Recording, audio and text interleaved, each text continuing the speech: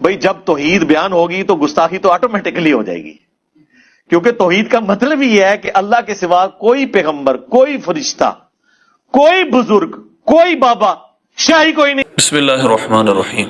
Mirza Muhammad engineer نے پچھلے دنوں ایک شدید گستاخی نبی پاک صلی اللہ علیہ وسلم کی شان میں کی، اور اس سلسلے میں ہمارے کچھ نام نہاد صحافی اور اسی طرح کچھ ایسے لوگ کہ جو بہرحال کسی نہ کسی طرح مرزا انجینئر کے فیور میں ہیں، انہوں نے اس بات کو ڈیفینڈ کرنے کی کوشش کی کہ یہ کوئی گستاخی نہیں، اور جن جج نے اس کے فیصلے کو سنا ہے انہوں نے بھی یہ کہہ دیا کہ جس نے اس درخواست کو دائر کیا ہے اس پہ بھی توہین رسالت پھر لگتی ہے۔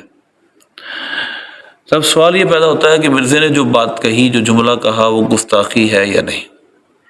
پہلی بات تو یہ ہے، مرزا انجینئر کی یہ پہلی بات نہیں ہے جس پر آپ کہیں کہ یہ گستاخ نہیں ہے۔ گستاخ تو بلا شک و شبہ یہ ہے۔ میں چند باتیں آپ کے سامنے عرض کرتا ہوں۔ نمبر ایک یہ کہ یہ لفظ کہنے کی ضرورت کیا پڑی تھی کہ عیسائی ہمارے نبی کے بارے میں یہ جملہ کہتے ہیں، یہ لفظ کہتے ہیں، یہ ضرورت کیا پڑی تھی؟ ایک بات۔ دوسری بات، جب ان کی عمومیت اس بات کی ڈینائی کرتی ہے کہ ہم یہ بات نہیں کہتے، اور ہمارے چند افراد اگر یہ بات کہتے ہیں، اس کا مطلب یہ نہیں کہ ہمارا یہ ایک بیانیہ ہے، نیریٹو ہے، ہم معاذ اللہ اس بیانیہ کو آگے سیٹ کرتے ہیں۔ معاذ اللہ جو لفظ اس نے بتایا، اگرچہ وہ نبی پاک صلی اللہ علیہ وسلم کو نہیں مانتے، تو اس کا نہ ماننے کا مطلب یہ نہیں کہ معاذ اللہ آپ کو وہ مانتے جو اس مرزے نے کہا۔ ہماری زبان میں وہ لفظ نہیں آ رہا، اور بار بار اس مرزے نے تکرار سے کہا کہ عیسائی ہمارے نبی کو یہ کہتے ہیں۔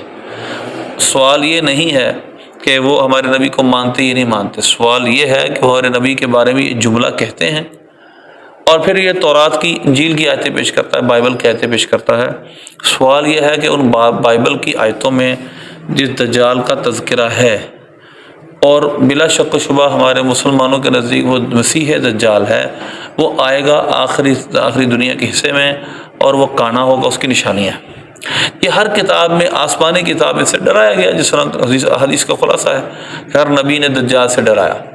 تو اس کا مطلب یہ ہے کہ معاذ اللہ عیسائیوں کی کتاب بائبل میں جو لکھا ہے تو اس سے مراد معاذ اللہ حضور ہے، معاذ اللہ ثم معاذ اللہ۔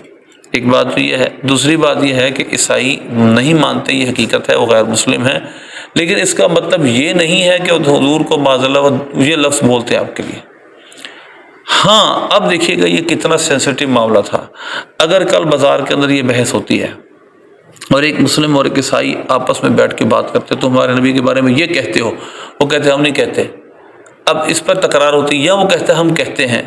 اب دونوں صورتوں میں لڑائی عین متوقع ہے، مسلم اور عیسائی فسادات ہو سکتے ہیں۔ مرزا انجینئر نے جملہ کہا، تمام پاکستانی اداروں سے عرض ہے، یہ معمولی جملہ نہیں تھا، یہ بہت بڑی بات تھی۔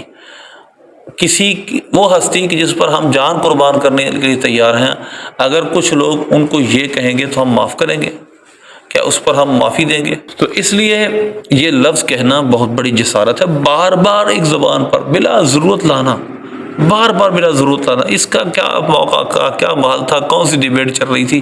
کس عیسائی نے یہ بات معاذ اللہ ان دنوں میں کہی ہے جو بڑے عیسائیوں نے مان لی ہے، اور وہ سب عیسائی یہ جملہ معاذ اللہ بک رہے ہیں، تو ہم اس وجہ سے کہیں کہ جی یہ گستاخی کر رہے ہیں، ہمیں یہ جملہ استعمال کرنا پڑا ہے، اس کی وضاحت کی جا رہی۔ اس کی وضاحت کی ضرورت کیا ہے؟ مرزا انجینئر کو ہم نفسیاتی ڈاکٹر بتائیں، نفسیات کے ماہر بتائیں کہ اس کو ضرورت کیا پڑی تھی اس بات کے کرنے کی؟ کوئی تو عقل و سمجھ ان صحافیوں کو ہونی چاہیے جو اس کی حمایت میں بول رہے ہیں۔ نمبر دو، اس کی گستاخیاں تھوڑی نہیں ہیں، بہت زیادہ ہے۔ مثلا یہ کہنا کہ جب توحید بیان ہوگی گستاخی تو ہوگی، یہ گستاخی پر پرووک کرنا ہے، لوگوں کو ابھارنا ہے، اور یہ بات ثابت کرنے کی کوشش کرنا ہے کہ جب ہم توحید کرتے ہیں تو اس کا مطلب یہ ہے کہ معاذ اللہ قرآن سارا گستاخی سے بھرا ہوا ہے۔ قرآن پاک میں اللہ کی توحید بیان ہوئی ہے، قل هو اللہ احد، تو معاذ اللہ اس صورت میں گستاخی ہے اللہ کے حبیب صلی اللہ علیہ وسلم کی، معاذ اللہ۔ الحمدللہ رب العالمین سورہ فاتحہ کے اندر اللہ کی الوہیت اور اللہ کی ربوبیت کا بیان ہے، تو اللہ کی توحید کا بیان کیا جا رہا ہے، تو کیا یہ حضور پاک صلی اللہ علیہ وسلم کی گستاخی پر مشتمل صورتیں ہیں؟ قرآن حضور کی گستاخیوں سے بھرا ہوا ہے معاذ اللہ۔ مرزا انجینئر نے کتنی بڑی بات کی ہے کہ جب اللہ کی توحید بیان ہوگی تو گستاخی تو ہوگی۔ کتنا چھوٹا اور نرم مائنڈ شخص ہے جس کی اتنے بڑے سمجھدار کہلانے والے اتباع کر رہے ہیں۔ گستاخی کا مطلب کیا ہوتا ہے؟ جس کی جو شان ہے اس کو گھٹانا۔ حضور کی شان خدا تعالیٰ کی صفات ہے ہی نہیں۔ اللہ ازلی، ابدی، قدیم، واجب الوجود، معبود، حضور پاک صلی اللہ علیہ وسلم ان میں سے کچھ بھی نہیں۔ آپ خالق نہیں، آپ مخلوق ہیں، آپ ازلی ابدی نہیں، بلکہ اللہ نے آپ کو پیدا کیا، ایک وقت سے پہلے آپ نہیں تھے، اللہ نے آپ کو پیدا فرمایا ہے۔ تو نبی پاک صلی اللہ علیہ وسلم کے اندر جو ایک نبی اور آپ سید الانبیاء کی صفات آپ کے اندر موجود ہیں، جب آپ صلی اللہ علیہ وسلم کی کسی صفت کے اندر نقص پیدا کرنے کی کوشش کی جائے گی، اس وقت گستاخی ہوگی۔ توحید بیان کرنا یہ کون سی گستاخی؟ اس کے دوسرے لفظوں میں سمجھ لیجئے کہ اگر کوئی اپنے والد کی توصیف و ثنا کرتا ہے تو اس کا مطلب اپنے استاد کی توہین کر رہا ہے، یا اپنے چاچے کی توہین کر رہا ہے، یا اپنے بھائی کی توہین کر رہا ہے، اپنے بیٹے کی توہین کر رہا ہے، یا اپنے استاد کی اگر تعریف و ثنا کرے اس کا مطلب یہ اپنے والد کی توہین کر رہا ہے، اپنے بیٹے کی توہین کر رہا ہے، یا کسی دوسرے استاد کی توہین کر رہا ہے۔ نہیں، ہر شخص کا اپنا مرتبہ مقام ہے، اس کے مطابق، اس کے منصب کے مطابق اس کے ہم تعظیم کے لفظ بولتے ہیں۔ نبی پاک صلی اللہ علیہ وسلم اللہ کے حبیب ہیں، سید الانبیاء ہیں، نبی ہیں، رسول ہیں، آپ کے لیے تعظیم کے ویسے لفظ ہیں۔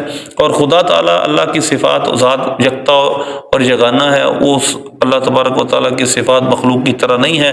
اس کی توحید اور اس کی جو یگانت ہے وہ بالکل مخلوق سے جدا ہے۔ لہذا توحید باری تعالیٰ بیان کرنے سے کوئی ایسی بات نکلتی نہیں جس میں حضور کی گستاخی ہو۔ معاذ اللہ، یہ کانسیپٹ آج سے نہیں چل رہے۔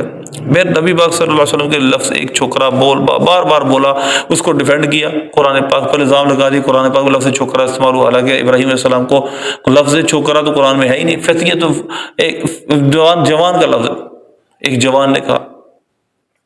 تو لہذا مرزا انجینئر کی گستاخیاں انلیمیٹڈ ہیں۔ اس نے ایک بیان میں کیا کچھ کہا ہوا ہے۔